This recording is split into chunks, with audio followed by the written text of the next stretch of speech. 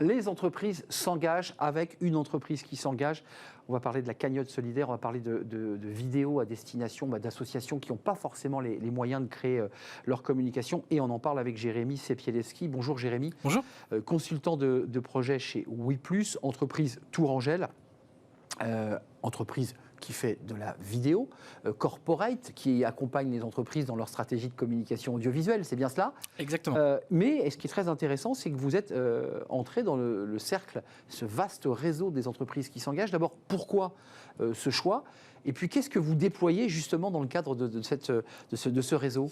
Quand on a signé la charte des entreprises s'engage, en fait, c'était né de notre concept solidaire qui précédait notre signature, et puis différents engagements qu'on voulait matérialiser à travers cette signature. Donc l'accueil de stagiaires de 3e issus de quartiers prioritaires ou d'établissements comme École de la Seconde Chance pour justement leur montrer d'autres métiers et essayer de leur partager en tout cas notre passion, et accueil d'apprentis. Mais bref, on a essayé de matérialiser nos engagements à travers différentes signature. Je voudrais juste, et on va bien sûr échanger, parce que ça c'est un engagement assez fort d'une petite entreprise, vous êtes 7 salariés, mais il y a quand même l'idée aussi que les PME s'engagent, et il n'y a pas que les grands groupes qui sont dans ce réseau des entreprises qui s'engagent.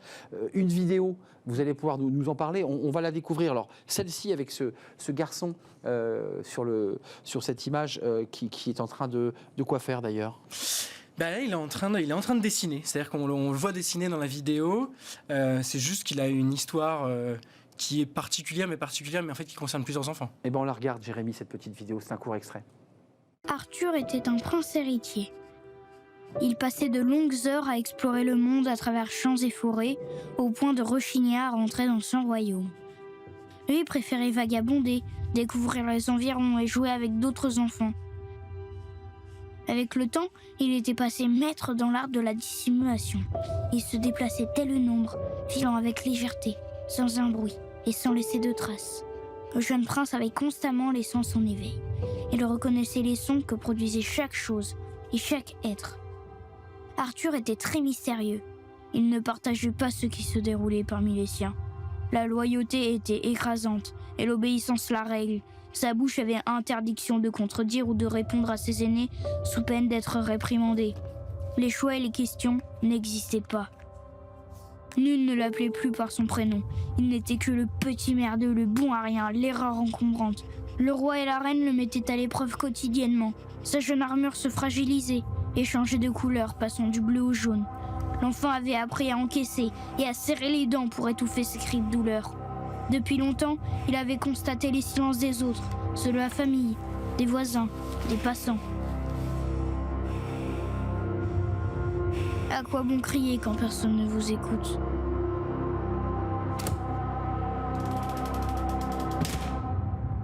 On connaît tous un Arthur. C'est très fort. Assez, oui. C'est très émouvant. Ouais. Ce choix des maltraitances faites aux enfants, qui aussi qui peut évoquer le harcèlement scolaire aussi, avec cette voix, ce texte. Comment est né ce projet et vous l'avez destiné à qui?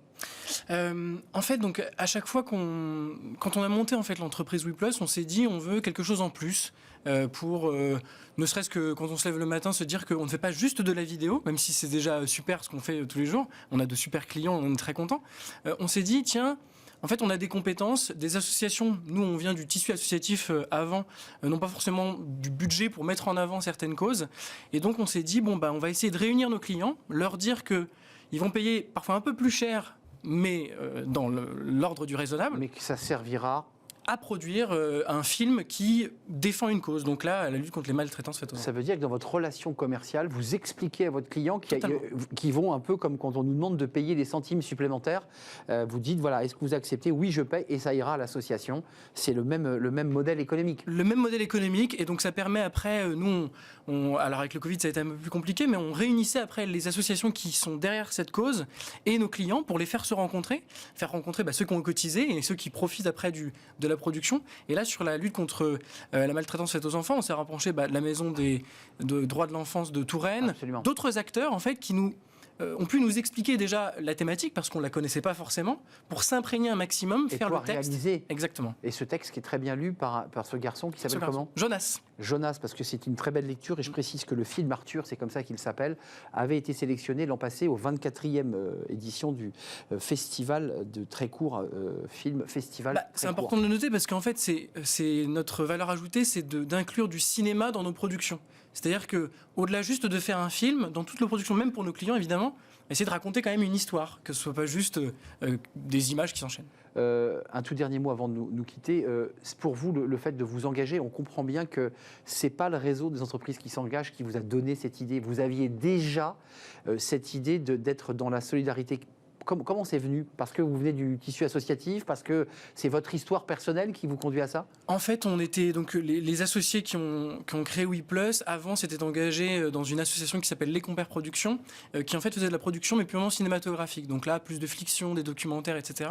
Et donc on a rencontré un peu le tissu culturel tourangeau et on s'est aperçu en fait des besoins, des manquements qu'il y avait pour les petites associations de se mettre en valeur. Et on s'est dit bon, on a des compétences, des clients qui veulent s'engager de plus en plus lorsqu'ils font appel à un fournisseur, et en même temps mettre leurs petites pattes derrière les différentes causes. Et donc on a profité aussi de cette... Et vous les accompagnez dans le cadre de votre entreprise WePlus, WePlus ou WePlus? WePlus. Vous dites WePlus, donc on va dire WePlus, entreprise Tourangelle, 7 collaborateurs. Elle est membre du réseau des entreprises qui s'engagent avec une vraie philosophie dans le travail que vous faites. Merci Jérémy d'être venu nous rendre visite. Merci à vous. Plaisir Jérémy Siepielski, consultant de projet chez WePlus. Bon retour à Tours. Merci. Qui est une des plus belles villes de France. Bien sûr. Après Orléans, évidemment. Merci d'être venu sur le plateau. On fait une courte pause. On va s'intéresser alors à un sujet très intéressant, les métiers de 2030. Bah oui, on ne les connaît pas encore. Comment accompagner les collaborateurs? Comment gérer les carrières? Ça, c'est un sujet fondamental qui est presque un casse-tête même pour ceux qui, évidemment, président aux destinées d'un ministère du Travail, entre autres. On va en parler avec des experts. On va parler justement des métiers de demain. On va parler numérique. C'est juste après la pause et ce sera le cercle RH.